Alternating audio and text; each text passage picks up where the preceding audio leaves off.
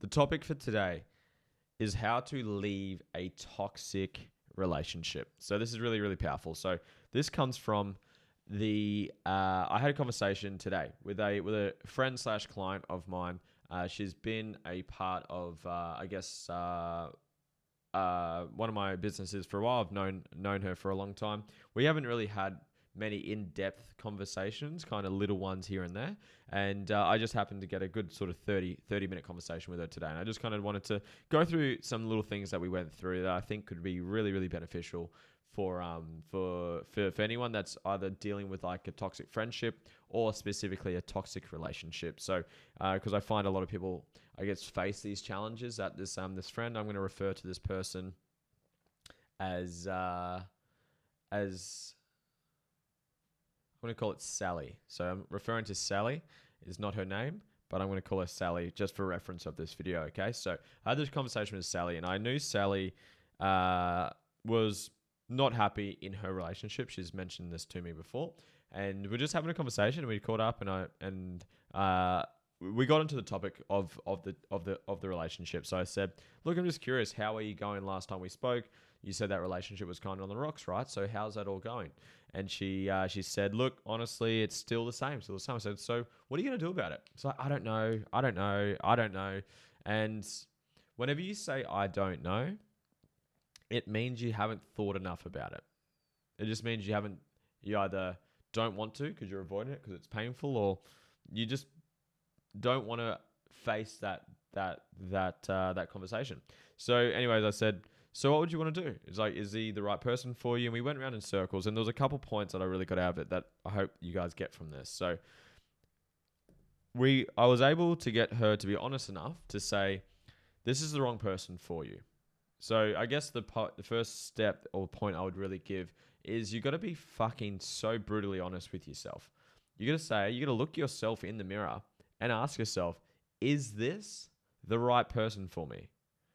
And she said no, but she said, oh, but he used to be, and sometimes he is, and I'm hoping that he will change. And she's living in like a fantasy. She's like, I hope that he's been that like it sometimes, and I'm just hoping that he's going to grow, he's going to evolve. We've been together for like over 6 years, and I hope that he is. I said, okay, well, that's great. I said, well, how long have you been hoping for this to happen? She's like, about 3 years. I said, is that happening? No. So I said, I'd ask the question again. So is this the right person for you? And when you're in those kind of tougher conversations, your ego will probably show up a lot. So your ego, and the way I define ego, the way I teach ego, it's that voice inside your head. And the purpose of the ego, the goal of the ego is to help you avoid pain. It's to stop you. It's like, and the way it shows up, it's distraction, it's distortion, it's lying, it's avoiding, it's changing the topic. So it's like when, say, someone was to confront you about your weight. Say you were really overweight, and say someone was trying to, they commented on it, or they tried to sort of bring it to your attention, and then you just change the topic. Or you're like, oh, look, I don't want to talk about it. It's because you don't want to talk about it because it's a painful conversation. And your ego is trying to avoid the painful conversation, because habitually as humans, we have this kind of evolutionary need to avoid pain, because high levels of pain equals death. So by habit, we avoid pain because high levels of pain equal death. It's fight or flight. So it's survival instincts to avoid tough or painful conversations. But I guess the catch-22 of that is you grow when you're uncomfortable. So those painful conversations, even though they can be painful, they're generally the ones that are going to give you most of the growth. So something I tell myself quite frequently is go towards the pain. Go towards the discomfort. Whether that's a tough conversation with an employee, or that's a tough conversation with your relationship. So essentially, I was asking these very similar questions. Is he the right person for you? And she was saying it, but she was trying to avoid saying it because it was painful. It's painful to say it. Like, I've been with him for 6 years. We've been through so many things together. Like, I'm getting older. I might not be able to find anyone, blah, blah, blah. And she was just kept avoiding answering the fucking question. So I had to ask the question, and this is the question I'd probably want to ask you. would the empowered version of you, Sally, would the empowered version of you leave this person? She said yes. I said, because look, we all have moments where we're anxious, we're depressed, we're down, and we're not feeling great. And if you were to make decisions out of that, you'd probably stay with them, right? If you're feeling really sort of insecure, really anxious, really depressed, you probably want to stay with them because you probably don't have that confidence and self-worth to leave and to go out on your own and to put yourself in the dating game again. So a great question to ask yourself, would the empowered version, the confident version, the inspired version of me stay with this person? And you'll probably get a pretty honest answer. So you got to be really brutally honest. That's my first point, is absolutely down the line with yourself, black and white, be honest. Is this the right person for me? And say the answer is no, because obviously the topic, how to leave a toxic relationship.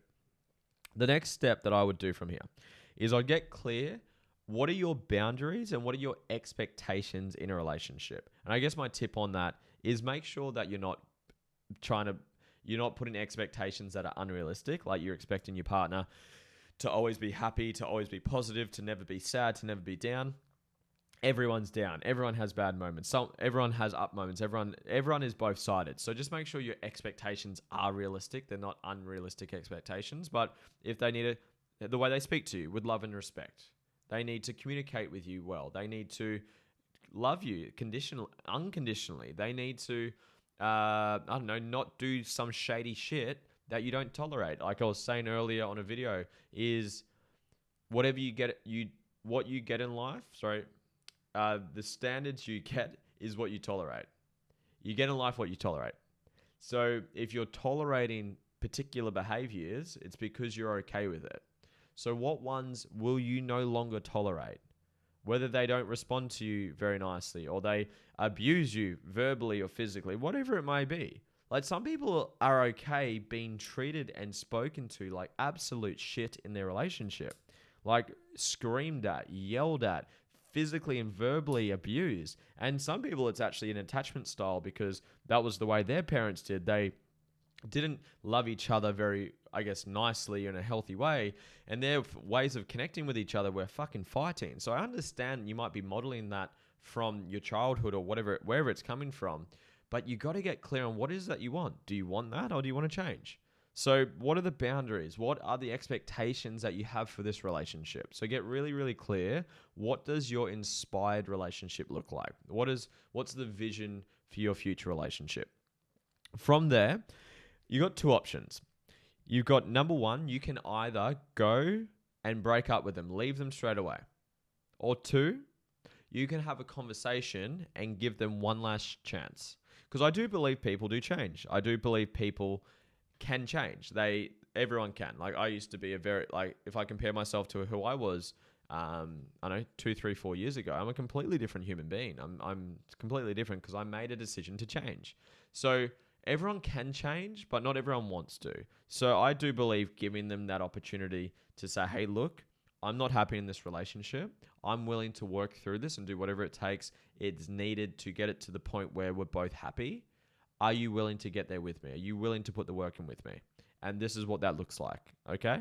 So I would suggest having that conversation if you haven't had it already. Because so many people, they will already know what they don't want in their relationship. They don't tolerate the bullshit that they're putting up with. They don't tolerate X, Y, Z. They're treated like shit. They're cheated on. They're spoken to poorly. They get given the silent treatment all the time. They have to step on eggshells in their relationship. They can't be authentic and be vulnerable and be open and share their emotions with their partner. And they just tolerate it. And there's nothing wrong with it. So please don't take this offensively if you're hearing this. But my question is that what you want? Is that what a incredible relationship looks like to you? Is that when you picture your vision for your life and your future relationship, is that what you picture? Is that a relationship on your terms? Is that your dream relationship? Or are you just putting up with it because that's all you've ever had? Some people have just been in those types of relationships where they're treated like shit. They're given no form of love. They get the silent treatment. They have to step on eggshells. They do all the cooking, all the cleaning. They do all the work, and the other partner just sits on the couch, watches TV, and plays fucking video games. Like, people are just used to those relationships.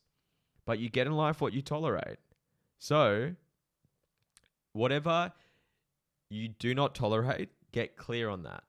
And then you're going to have the conversation. Either you've already done it before and it's time to leave, or you give them one last chance. And I just want to give you an example or two on how to have that conversation, because sometimes I guess role play is a really good thing to do. I really suggest role play, not in the bedroom sense, but I suggest role playing the conversation. So whenever I have a big conversation, I role play it a lot. I used to sort of have the mentality where I'd get into these kind of big, tough conversations and I'd try wing it. I'd just try be in the moment and just kind of say what comes to me, which is true to a sense. You want to be in flow. But at the other side, I really role play and rehearse what it is that I'm going to say. What questions am I going to ask? What analogies? What stories? What if I was to say something like this to the person and I know the person I'm talking to, what are they probably going to say back? So just a bit of role play, what I would be doing, how I would be pre-framing and talking about this conversation. I would say it like this. I'd say, so I'll use this person, Sally. So Sally, and let's call her boyfriend Bob. So Sally would go up to Bob and say, Bob, I love you and I love our relationship. But right now, it's not working. I'm not happy and there's a ton of concerns that I've brought up before, or I haven't brought up to you yet because I haven't had the level of self-worth to do so. And right now, I'm having that conversation because I'm willing to work on this relationship because it means so much to me. And I'm willing to do whatever it takes to get us to where we need to get to. I want to know from you, are you willing to put the work in with me to get there? Because I'm not perfect either. I've got things that I would love to work on, I'm trying to get better at, but I'm willing to put the work in to get to that point. Are you willing to put the work in with me? And then if he says no, or she says no, then obviously just sweet, pack up and get out of there. Leave that relationship, cut that shit off. Or if they say yes, great. Then you need to lay it out. What does that look like? What are your boundaries now? What are your expectations? What is it that you will not tolerate in this relationship? And what are the consequences if they aren't abide to? I will leave. Let them know. Be absolutely fucking honest with them about where you stand in this relationship.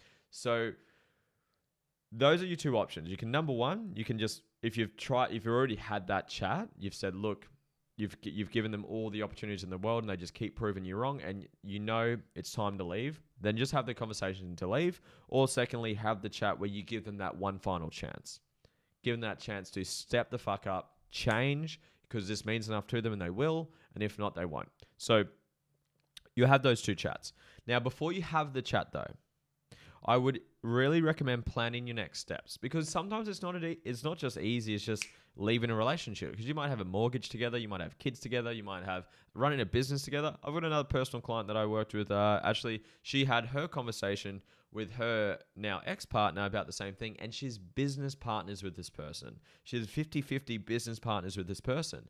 So before we had that chat, she seeked legal advice. Where do I stand legally? We've got a shareholders agreement. If he was to do X, Y, Z, where do I stand? So you always want to make sure you are prepared. You don't want to put yourself in a really compromising position. So if you've got a house together, if you've got kids together, if you've got, your living situation, plan it out. So with Sally that I was speaking with today, it was great. That doesn't have a house together, doesn't have kids together, doesn't have many assets together. It's just, they've got a dog. There's a dog there. So they just need to have a conversation about the dog, who's going to keep the dog. Not a make or break, right? Not too challenging to do.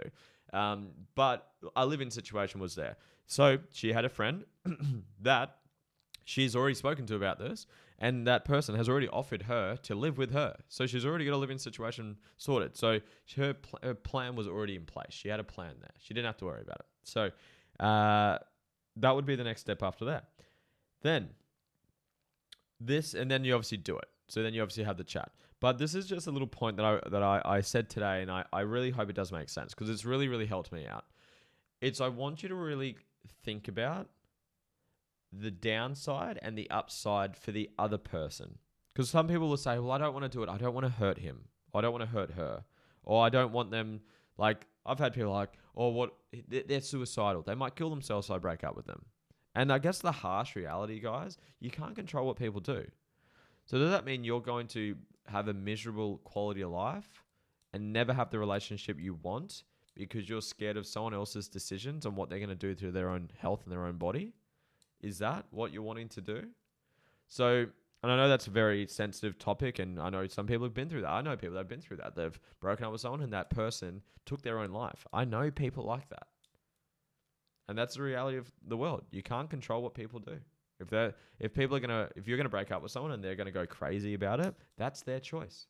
You can't control what they're gonna do. You can't control how they're gonna act. You can communicate the best you can. You can be the most optimistic, loving, helping person you can, and they can still take it the wrong way. So it's not your fault the way they react to it. But something that does really help out with me. This helped me massively when it came to firing people.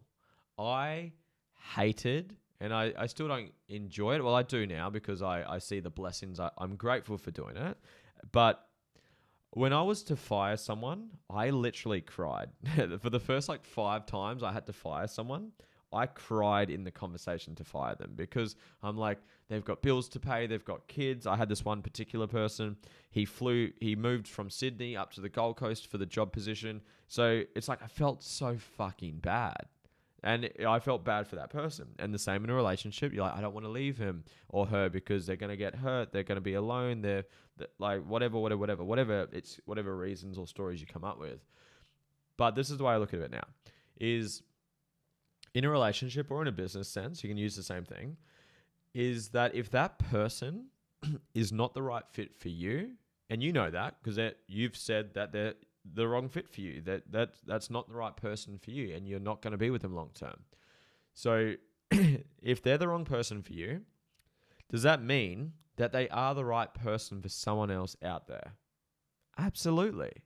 And in a business sense, if my business or my mission or the company they're coming in with me is not the right role or position or company for them, that's fine. The right business or company is out there. But every fucking moment that I don't grow the courage to have that conversation is I actually stop that person from finding that relationship or that business or that person or opportunity that is meant for them. So I'm actually holding them back. I'm actually being very selfish by not letting them free. So for this person today, for the chat I'm referring to, is she didn't want to have the chat as well. Well, one of the reasons she didn't want to have the chat was she was scared of hurting him. I said, well, you're already hurting him, just in a different way. And you're actually holding him back from finding his potential or his future lover or wife or relationship because you're too cowardly and you haven't grown the courage to have the conversation. So just something that's really helped is just thinking things kind of the reverse. Is I would get so nervous and scared to fire someone or to break up with someone in this sense. But now I think about it the other way around. What's the consequence to them if I don't have this chat? And what's the consequence to me? I'm going to be miserable. I'm not going to be happy. I'm not going to be fulfilled. All that stuff. So those are my steps.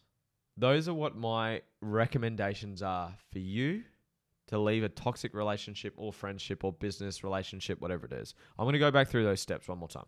Number 1, be honest. And it's got to be a yes or fucking no. When you hire someone, if it's not an absolute yes, it's a fucking no. If you're already doubting them or have doubts before they start, it ain't going to work out. It's going to be an absolute yes. Can people then work out wrong anyways? Absolutely, just like a relationship. So it's a yes or no. Is this person the right person for you? And don't live in the past. Don't cross your fingers and hope that they're going to change in the future and they're going to transform into this person because you've been giving them fucking 3 years to do that and they haven't done that yet. So be absolutely clear and honest with yourself. Is this person the right person for you? Yes or no? Say it's a no. Get clear then on your boundaries or non-negotiables. What is it? What are your non-negotiables based on an empowered version of you, an inspired version of you? Then you can either have the conversation to leave them straight away, or some people like to have that last opportunity. Here's your last chance. Here's your ultimatum. Here's my boundaries. If you do not live up to these, I'm leaving.